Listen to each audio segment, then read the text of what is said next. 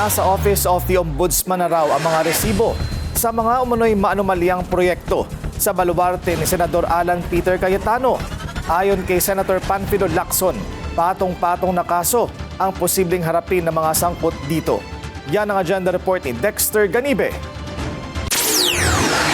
Isinamiti na ni Senator Panfilo Lacson sa Office of the Ombudsman ang mga nakalap niyang ebidensya kaugnay ng mga umano'y questionable infra projects sa Taguig City. Sa kanyang post sa X, sinabi niyang ang mga ebidensyang nakalap ay mula sa mga government website at ilan sa mga pinagkakatiwalaan niyang source. Nasisipat daw niya ang mga posibleng kaso ng plunder, malversation at paglabag sa Anti-Graft and Corrupt Practices Act o RA No. 3019. Welcome naman para kay Senate Minority Leader Alan Peter Cayetano ang hakbang na ginawa ni Senator Lacson. Ang ikinagulat lang daw niya ay nang ikumpara ang Taguig sa nangyari sa Bulacan.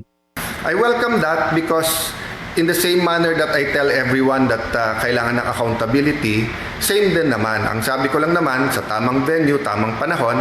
Honestly, nagulat ako na i-compare sa Bulacan kasi napakalayo. Witness ang buong kababayan namin sa Taguig at lahat ng nagiging bisita ang produkto ng good governance for wala pa naman 20 years, no? 2010 till now, and ako 1998 till now bilang congressman.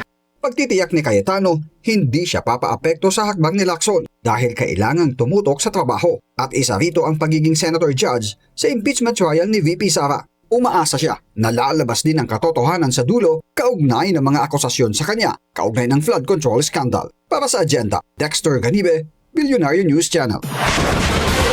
Samantala, iginagalang daw ni Senador Erwin Tulfo ang desisyon ni Senador Lacson na idiretso na sa ombudsman ang mga ebidensya sa mga umano'y maanumalyang proyekto sa Taguig.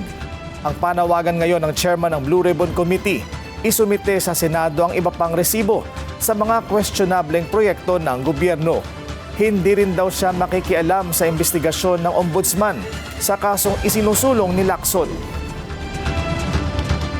Isa ting siguro, baka nagmamadali siya kaya gusto niyang diretsuhin na po sa ombudsman. Pero ito pakiusap ko, kung meron po kayo nalalaman na government officials po nasabit po, not only sa flood control, pati mga infrastructure projects po, mga government agencies, pwede ho ninyo i-report po sa amin and we're open. Pero tuloy-tuloy po, kung meron pong may mga other officials pa po nasabit po dyan, willing po kami at imbestigahan ho natin.